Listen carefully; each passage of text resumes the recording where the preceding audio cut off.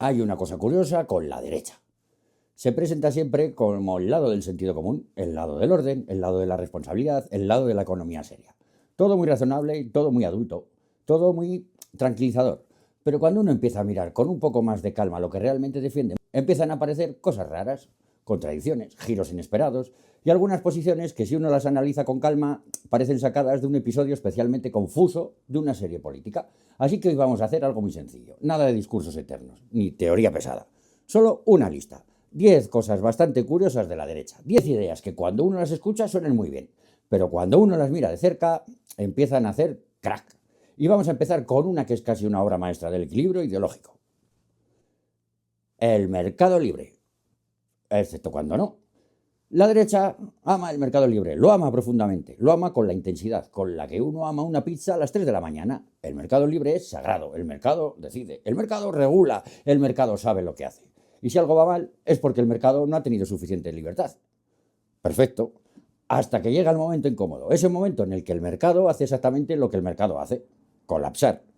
Y entonces pasa algo fascinante. De repente, los mismos que llevaban 20 años diciendo que el Estado no debe intervenir en la economía, empiezan a pedir que el Estado intervenga en la economía.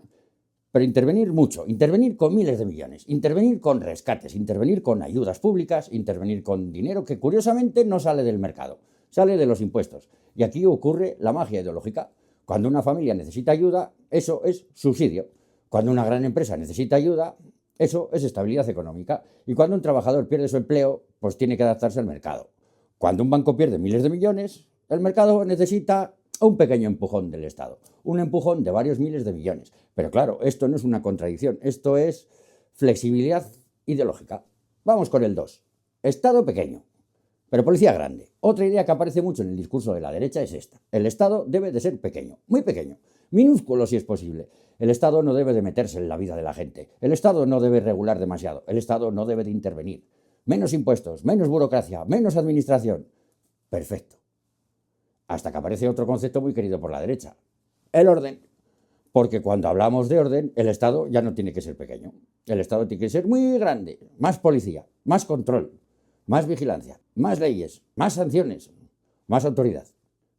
Así que el Estado es un problema cuando se trata de regular el mercado, pero el Estado es absolutamente necesario cuando se trata de regular a la sociedad. Es como ese amigo que siempre dice que odia las normas, hasta que alguien aparca en su plaza. Entonces de repente descubre el maravilloso mundo de la regulación. El 3. Patriotismo, pero multinacionales. La derecha también tiene una relación muy intensa con la palabra patria. Patria, nación, soberanía, intereses nacionales. Todo muy épico, todo muy solemne, todo muy lleno de banderas. Pero luego aparece la economía y aquí el patriotismo pues, se vuelve un poco más flexible. Porque muchas de las empresas estratégicas de un país, energía, infraestructuras, servicios esenciales, acaban en manos de fondos internacionales, multinacionales, inversores globales, capital extranjero, y de repente la patria ya no es tan importante, porque el capital no tiene patria, el capital tiene una cosa mucho más importante, rentabilidad. Así que el discurso puede ser muy nacional, muy patriótico, muy solemne, pero cuando llegan las decisiones económicas, la bandera suele quedarse en la puerta. Porque la economía global, el himno que realmente importa, es el de la cuenta de resultados. Vamos con el 4. La tradición, la familia y el capitalismo salvaje. La derecha suele presentarse como la gran defensora de la tradición. Tradición, familia, valores, costumbres, raíces culturales, un mundo estable donde todo permanece más o menos igual, un mundo reconocible, un mundo donde las cosas cambian despacio. Suena bonito. El problema aparece cuando esa defensa de la tradición se cruza con el modelo económico que muchas veces defienden. Un modelo económico que es, digamos, todo lo contrario de estable. Un modelo donde las empresas cambian de país, los trabajos desaparecen, los contratos duran 3 meses, los barrios se transforman en 10 años, los precios de la vivienda explotan. Es decir, un sistema económico diseñado para cambiarlo todo constantemente. Entonces aparece una paradoja curiosa. Se defiende una sociedad tradicional, mientras se impulsa una economía que no deja nada intacto. Ni el trabajo, ni los barrios, ni las familias, ni los pueblos. Es como intentar conservar un castillo medieval, mientras alguien está usando excavadoras alrededor. Pero con mucha bandera, eso sí. Libertad individual, pero solo alguna. Otra palabra favorita de la derecha es libertad. Libertad económica, libertad de empresa, libertad fiscal, libertad para emprender, libertad para competir, libertad para elegir. Todo muy liberal, todo muy moderno. Hasta que la libertad aparece en otros ámbitos. Porque cuando la libertad llega a temas como derechos civiles, decisiones personales, cuestiones culturales o modelos de familia, la conversación cambia bastante. De repente la libertad ya no es tan sencilla. Ahora aparecen conceptos como orden social, valores tradicionales, límites morales, protección cultural, y entonces uno pues se queda con la duda. ¿La libertad es un principio universal o es una herramienta que aparece sobre todo cuando hablamos de impuestos? Es una pregunta interesante, porque a veces parece que la libertad es como el wifi en algunos hoteles. Funciona perfectamente, pero solo en determinadas zonas. La 6. Orden, estabilidad, desigualdad creciente. Otro pilar del discurso de la derecha es la estabilidad social, el orden, la seguridad, sociedad organizada, un país tranquilo, un país previsible, un país donde cada uno sabe cuál es su lugar. Hasta aquí todo es bastante razonable, pero aquí aparece otro pequeño detalle. Muchas de las políticas económicas asociadas a la derecha tienden a producir algo muy concreto, desigualdad creciente. No siempre, pero muchas veces sí. Y cuando la desigualdad aumenta demasiado, empiezan a aparecer problemas curiosos para la estabilidad. Porque una sociedad donde el precio de la vivienda se dispara, los salarios se estancan y la riqueza se concentra, no suele ser una sociedad particularmente tranquila, suele ser una sociedad tensa. Y la historia está llena de ejemplos, porque el orden social no suele romperse cuando todo el mundo vive bien. Suele romperse cuando una parte importante de la población siente que el sistema está funcionando, pero sin ellos dentro. Y eso es un pequeño problema cuando tu discurso político gira precisamente alrededor del orden. 7. Los subsidios son malos, excepto fiscales. Este punto es especialmente interesante, porque la derecha suele ser muy crítica con las ayudas públicas. Subsidios, prestaciones, apoyos sociales o las paguitas que ellos llaman. Todo eso se presenta muchas veces como una distorsión del mercado, una dependencia, una carga para el sistema. Pero aquí aparece otra curiosidad económica, porque mientras se critica mucho el gasto social, existen otros tipos de ayudas públicas que reciben muchos menos debate. Por ejemplo, deducciones fiscales enormes, ventajas tributarias para grandes patrimonios, incentivos fiscales para grandes empresas, beneficios regulatorios. Eso también es dinero público, eso también es intervención y eso también altera el mercado. Pero curiosamente no suele llamarse subsidio, se llama incentivo, competitividad, atracción de inversión, estabilidad fiscal.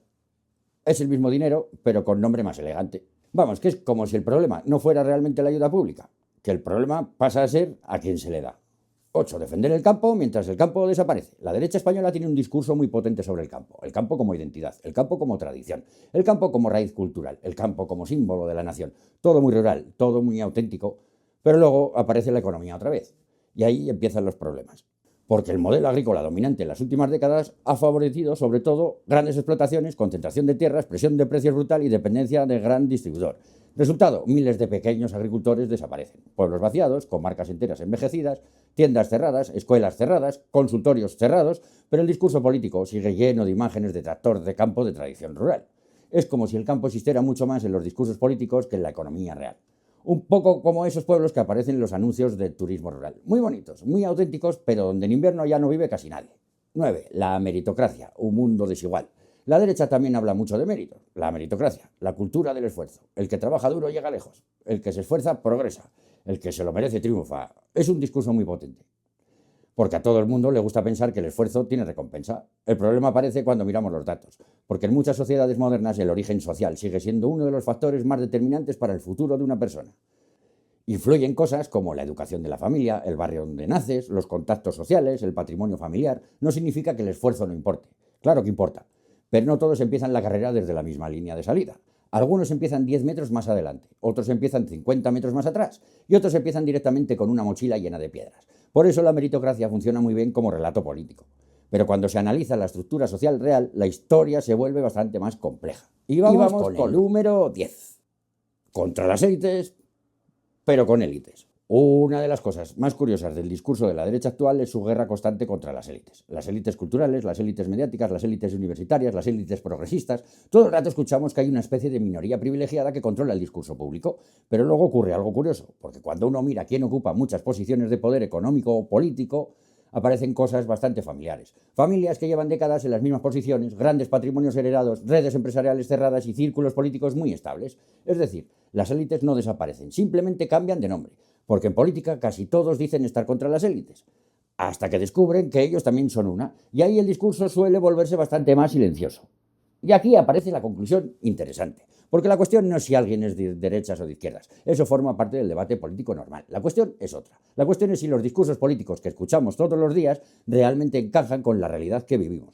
Porque cuando uno empieza a mirar con un poco de calma, muchas veces descubre que la política no está llena de ideas. está llena de relatos. Relatos que funcionan bien en campaña, relatos que suenan convincentes y relatos que encajan bien en un eslogan, pero cuando se analizan con un poco más de tiempo empiezan a mostrar grietas, contradicciones y pequeños agujeros por los que se cuela la realidad. Y eso no ocurre solo con la derecha. Ocurre con casi todas las ideologías, pero hoy tocaba mirar ese lado del tablero, porque entender la política muchas veces consiste simplemente en hacer una cosa muy sencilla: escuchar lo que se dice y después mirar con calma lo que realmente se hace.